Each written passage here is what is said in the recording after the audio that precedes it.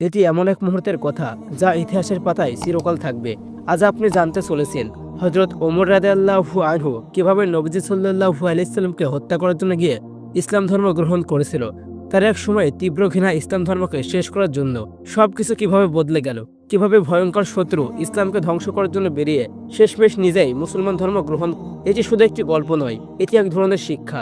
এটি আমাদের সবার জন্য একটি বার্তা যে আজকের ভিডিও দেখার পর আপনি এক নতুন দৃষ্টিকোণ থেকে জীবনের সত্যগুলো উপলব্ধি করবেন।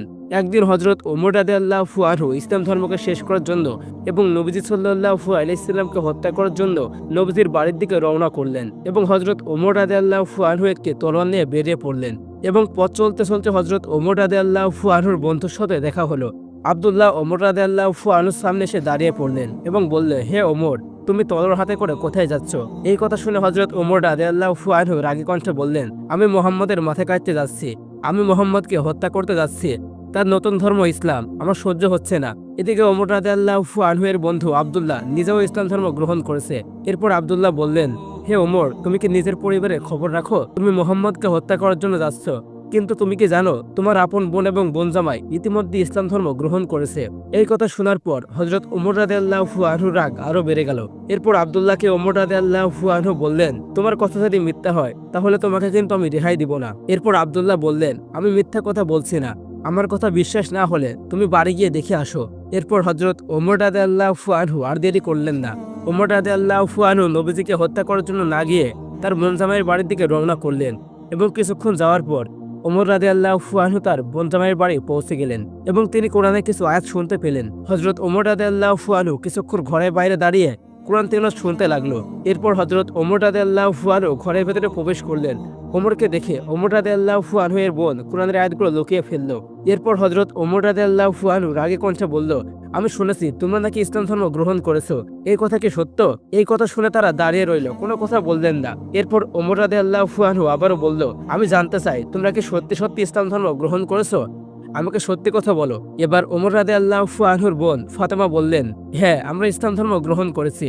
এরপর হযরত ওমর রাদিয়াল্লাহু আনহু বললেন, আমি ঘরের বাইরে থেকে কিছু শব্দ শুনতে পাচ্ছিলাম, তোমরা কি পাঠ করছিলে? এরপর ফাতেমা বলল, আমরা কোরআনের কিছু আয়াত তেলাওয়াত করছিলাম।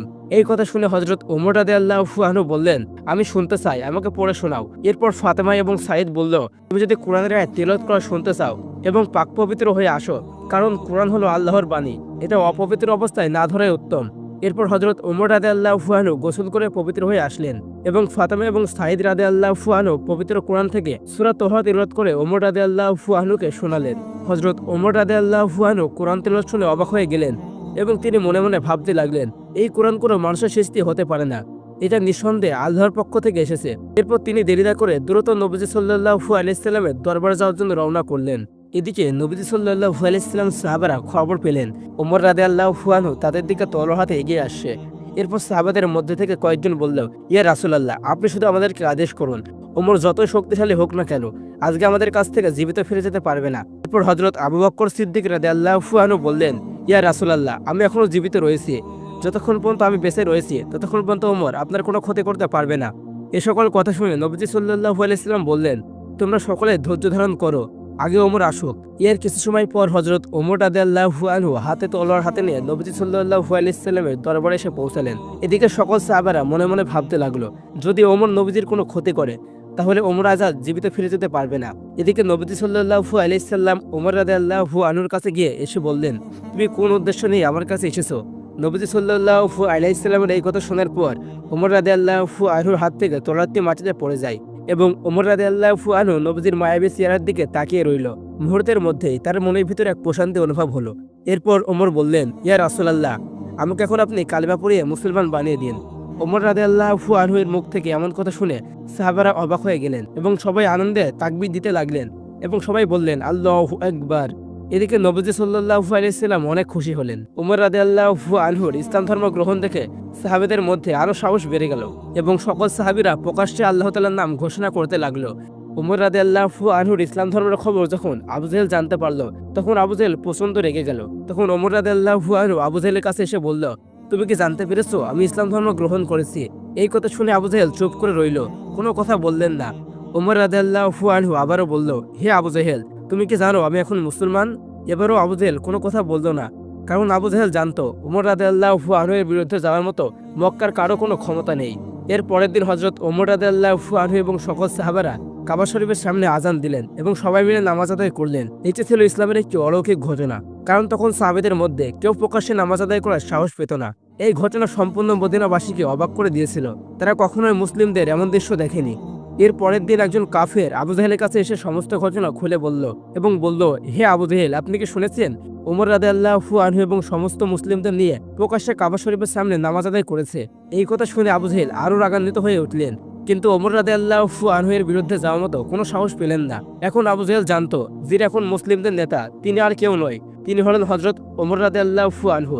তার সামনে দাঁড়িয়ে কথা বলার মতো মক্কা কোনো মানুষের সাহস নেই। ওমর রাদিয়াল্লাহু আনহুকে মক্কার সকল কাফিররা ভয় পেত।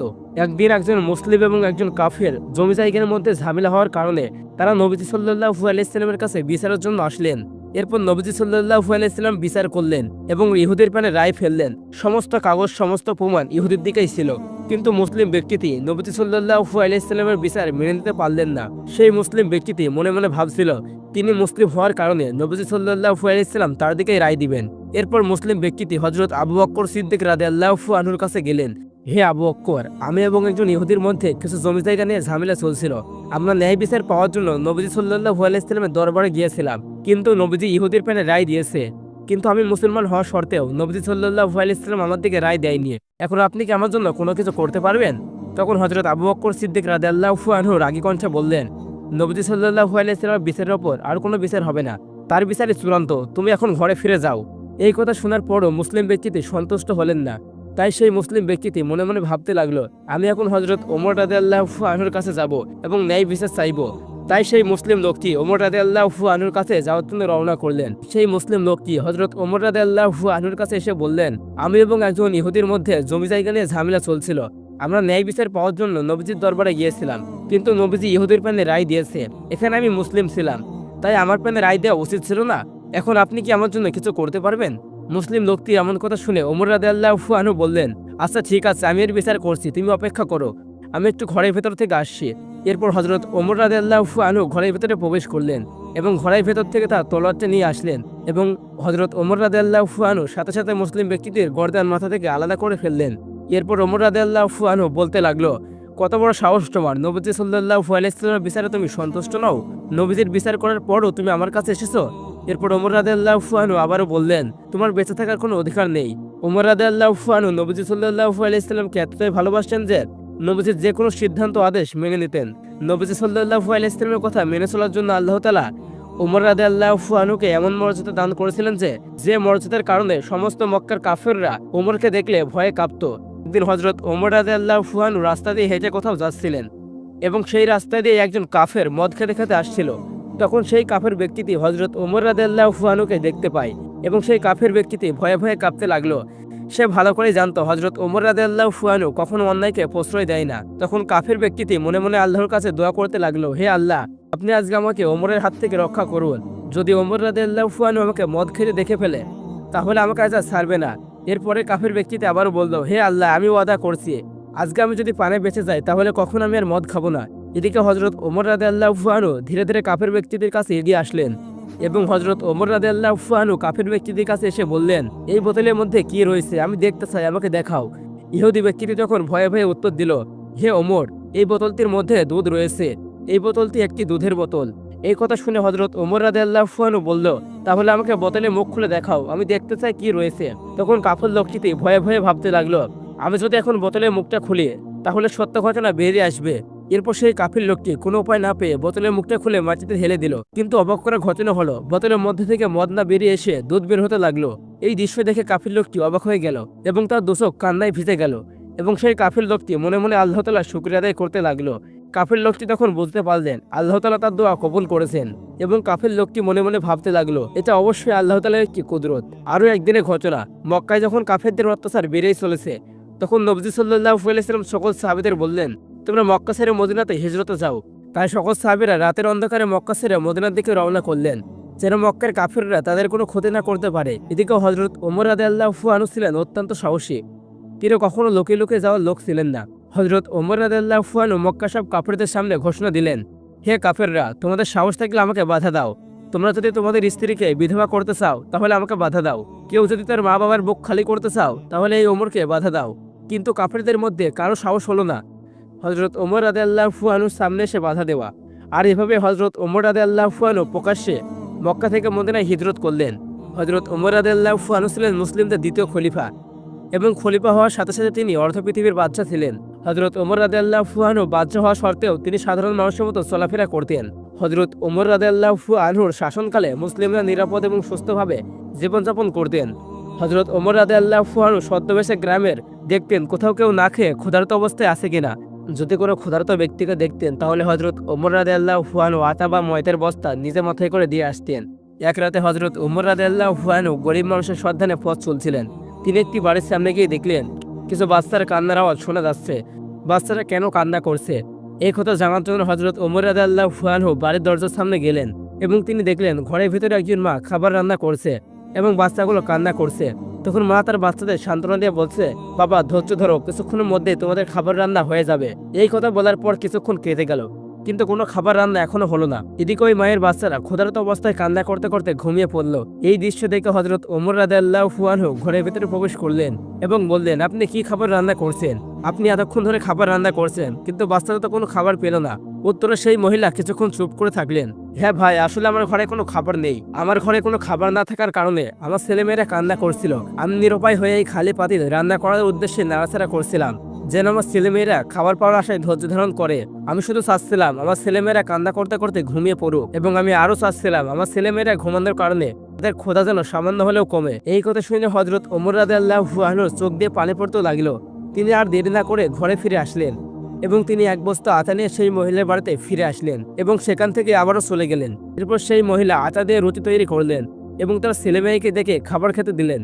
এরপর ওই মহিলার সন্তানরা পেট ভরে খাবার খেল এবং সেই মহিলা আল্লাহ তাআলার দরবারে শুকরিয়া আদায় করলেন এবং দোয়া করে বললেন, হে আল্লাহ, আপনি আমাদের নেতা হযরত ওমর রাদিয়াল্লাহু আনহুকে রহম করুন। তিনি আমাদের নিজ থেকে সে খোঁজখবর নিয়ে গেছেন। তিনি আমাদের এই অভাবের সময় খাবার দিয়ে সাহায্য করেছেন। ঈদের আগের দিন হযরত ওমর রাদিয়াল্লাহু আনহুর স্ত্রী ওমর রাদিয়াল্লাহু আনহুকে দেখে বলল, কালকে তো ঈদ, আমাদের নতুন জামা কাপড় না হলেও চলবে, কিন্তু আমাদের ছোট্ট ছেলেটি নতুন জামা কাপড়ের জন্য কান্না করছে। এই কথা শুনে হযরত ওমর রাদিয়াল্লাহু আনহু গভীরভাবে নিঃশ্বাস ফেললেন। তারপর বললেন, আমার কাছে নতুন জামা কাপড় কেনার মতো কোনো অর্থ নেই। এরপর ওমর রাদিয়াল্লাহু আনহু অগ্রিম বেতন চেয়ে তার অর্থমন্ত্রীর কাছে চিঠি পাঠালেন। হযরত ওমর রাদিয়াল্লাহু আনহু চিঠি পাওয়ার পর অর্থমন্ত্রীর চোখ দিয়ে পানি পড়তে লাগলো। তিনি কোনো অর্থ না পাঠিয়ে তিনি একটি চিঠি ওমর রাদিয়াল্লাহু আনহুর কাছে পাঠালেন। এরপর হযরত ওমর রাদিয়াল্লাহু আনহু সেই চিঠি পড়লেন এবং সেখানে লেখা ছিল, হে ওমর, আপনি যদি অগ্রিম বেতন নিতে চান তাহলে আপনাকে দুটি কাজ করতে হবে। আপনি কি সেই নির্ধারিত সময় মতো বেঁচে থাকবেন? আর আপনি যদি বেঁচেও থাকেন তখন জনগণ যদি আপনাকে বাদশা হিসেবে না দেখতে চাই তাহলে আপনি কি করবেন? এই চিঠি পড়ে হযরত ওমর রাদিয়াল্লাহু আনহু চোখ দিয়ে পানি পড়তে লাগলো। একদিন হযরত ওমর রাদিয়াল্লাহু আনহুর ছেলে আব্দুল্লাহ তার কাছে এসে বলল, আব্বাজান, আজকে আমি আপনার কাছে এসেছি একটি বিচারের জন্য। আপনি তো এমন বাদশা যাকে এমনকি শয়তানও ভয় পায়। আব্বাজান, আপনার ছেলেকে একজন অপমান করেছে, আপনি কিছুই বলবেন না? হযরত ওমর রাদিয়াল্লাহু আনহু তার ছেলের মুখে এমন কথা শুনে বললেন, কি হয়েছে বাবা, আসল ঘটনা খুলে বলো। আব্দুল্লাহ বললেন, আব্বাজান, হুসাইন আমাকে গোলামের বাচ্চা বলে গালি দিয়েছে। হযরত ওমর রাদিয়াল্লাহু আনহু কিছুক্ষণ চুপ করে রইলেন। তারপর তার ছেলেকে বলল, তুমি কি সঠিকভাবে শুনেছ হুসাইন তোমাকে গালি দিয়েছে? জবাবে আব্দুল্লাহ উত্তর দিলেন, আব্বাজান, আমি সঠিকভাবে শুনেছি। এরপর হযরত ওমর রাদিয়াল্লাহু আনহু বললেন, যদি হুসাইন এই কথা সত্যি বলে থাকে তাহলে অবশ্যই আমি হুসাইনের বিচার করব। এরপর হযরত ওমর রাদিয়াল্লাহু আনহু হযরত আলী রাদিয়াল্লাহু আনহুর বাড়িতে এলেন। হযরত আলী রাদিয়াল্লাহু আনহু ওমর রাদিয়াল্লাহু আনহুকে দেখে বললেন, হে ওমর, আজকে কি মনে করে তুমি আমার বাড়ি এসেছো? এরপর ওমর বললেন, একটি কাজে তোমার বাড়ি এসেছি। তোমার ছেলে হুসাইন কি বাড়িতে রয়েছে? এরপর হযরত আলী বললেন, হ্যাঁ, হুসাইন ঘরের মধ্যেই রয়েছে। তখন ওমর বলল, হে আলী, তোমার ছেলে হুসাইন আমার ছেলে আব্দুল্লাহকে গোলামের বাচ্চা বলে গালি দিয়েছে। আমি এর একটি বিচার করতে চাই। কথা শুনে আলী বলল, হুসাইন কি সত্যি এমন কথা বলেছে? হুসাইন তো কখনো এমন কথা বলবে না। আচ্ছা ঠিক আছে, হুসাইন যদি এমন কথা বলে থাকে তাহলে আমি তাকে জিজ্ঞেস করছি। এরপর হযরত আলী রাদিয়াল্লাহু আনহু হুসাইনকে ডেকে আনলেন এবং হুসাইনকে জিজ্ঞেস করলেন, তুমি কি ওমরের ছেলে আব্দুল্লাহকে গালি দিয়েছো? তখন হযরত হুসাইন রাদিয়াল্লাহু আনহু নির্ভয়ে উত্তর দিলেন, হ্যাঁ আব্বাজান, আমি তাকে বলেছি। এই কথা বলার পরপরই হযরত হুসাইন রাদিয়াল্লাহু আনহু ঘরের ভিতরে চলে গেলেন। সম্পূর্ণ কথা শোনার পর ওমর রাদিয়াল্লাহু আনহু বললেন, আমি এই ঘটনায় একটি বিচার করব এবং বিচার হবে শুক্রবার জুম্মার নামাজের পর। সকলের সামনে বিচার হবে। হে আলী, আপনি জুম্মার দিন হুসাইনকে নিয়ে আসবেন। এই কথা বলে হযরত ওমর রাদিয়াল্লাহু আনহু আলী রাদিয়াল্লাহু আনহুর বাড়ি থেকে চলে গেলেন। এরপর হযরত আলী ঘরের ভিতরে প্রবেশ করলেন এবং হোসেন রাদিয়াল্লাহু আনহুর কাছে গিয়ে প্রশ্ন করলেন, হুসাইন, তুমি কি সত্যি ওমরের ছেলেকে আব্দুল্লাহকে গোলামের বাচ্চা বলে গালি দিয়েছো? তখন হুসাইন উত্তর দিলেন, হ্যাঁ আব্বাজান, যেটা সত্য আমি সেটাই বলেছি। শুক্রবারের দিন মসজিদের ভিতরে সকল সাহাবেদের ভিড় জমে গেল। সবাই বলা বলি করছিল, আজ কি হবে? আমাদের প্রিয় নবী হযরত মুহাম্মদ সাল্লাল্লাহু আলাইহি সাল্লামের নাতের কি বিচার হবে? কিছু সাহাবী হযরত ওমর রাদিয়াল্লাহু আনহুর কাছে আসলেন এবং বললেন, হে ওমর, আপনি তো জানেন নবীজি সাল্লাল্লাহু আলাইহি সাল্লাম হোসেনকে কতটা ভালোবাসতেন। আপনি কি এই বিচার কোনো মতে মাফ করে দিতে পারবেন না? সাহাবাদের কথা শুনে হযরত ওমর বললেন, আমিও জানি নবীজি হোসেনকে কতটা ভালোবাসতেন, কিন্তু কাল কিয়ামতের ময়দানে আল্লাহ তাআলা যদি আমাকে জিজ্ঞেস করে তখন আমি কি উত্তর দিব? সেই কিয়ামতের দিন তোমরা কি আমাকে রক্ষা করতে পারবে? হযরত ওমরের এই কথা শুনে সকল সাহাবীরা চুপ করে রইল, কেউ কোনো উত্তর দিলেন না। শুক্রবার জুম্মার নামাজের পর বিচার শুরু হলো। হযরত ওমর রাদিয়াল্লাহু আনহু হোসেনকে জিজ্ঞেস করলেন, হে হোসাইন, আপনি কেন আমার ছেলেকে গোলামের বাচ্চা বলে গালি দিয়েছেন? হযরত হোসেন রাদিয়াল্লাহু আনহু নির্ভয়ে বললেন, হে ওমর, বড় বড় কথা বলো না, তুমি কি আমার নানার গোলামি করনি? হযরত হোসাইনের এই কথা শুনে হযরত ওমর রাদিয়াল্লাহু আনহু কান্না করতে শুরু করলো এবং বলল, হে হোসাইন, আপনি কি এই কথাটাকে কাগজের মধ্যে লিখে দিতে পারবেন? উত্তরে হোসাইন বলল, অবশ্যই আমি লিখে দিতে পারবো। এরপর হোসাইন একটি কাগজে লিখে দিলেন, ওমর আমার নানার গোলামি করেছে, তাই আমি তার ছেলেকে গোলামের বাচ্চা বলেছি। ওমর কাগজটি হাতে নিয়ে চিৎকার মেরে বলল, হে মসজিদের মুসল্লিরা, আজ থেকে আমি ওমরের কোনো ভয় নেই। আমি যখন এই দুনিয়া থেকে বিদায় নিব, তোমরা সকলে এই কাগজটি আমার কাফনের সঙ্গে জড়িয়ে দিবে। এই কথা বলে ওমর আবারও কান্না শুরু করলো। তারপর আবারও বলল, হাশরের ময়দানে আল্লাহ তাআলা যদি আমার কোনো আমল কবুল না করে, আমি যদি কিয়ামতের দিন বিপদে পড়ে যাই, তখন এই কাগজটি আমি আল্লাহর দরবারে দেখিয়ে বলবো, হে আল্লাহ, দেখো, হোসেন বলেছে আমি তোমার প্রিয় নবীর গোলামি করেছি, আর এই কারণে হলে তুমি আমাকে ক্ষমা করে দাও। হযরত ওমরের এই কথা শুনে সকল মুসল্লিরা কান্নায় ভেঙে পড়ল। হযরত ওমরের ন্যায় বিচার এবং নবীদের প্রতি ভালোবাসা দেখে সকল সাহাবীরা মুগ্ধ হলো। প্রিয় বন্ধুরা, ভিডিওটি যদি আপনাদের ভালো লেগে থাকে তাহলে অবশ্যই ভিডিওতে একটি লাইক এবং চ্যানেলটি সাবস্ক্রাইব করবেন।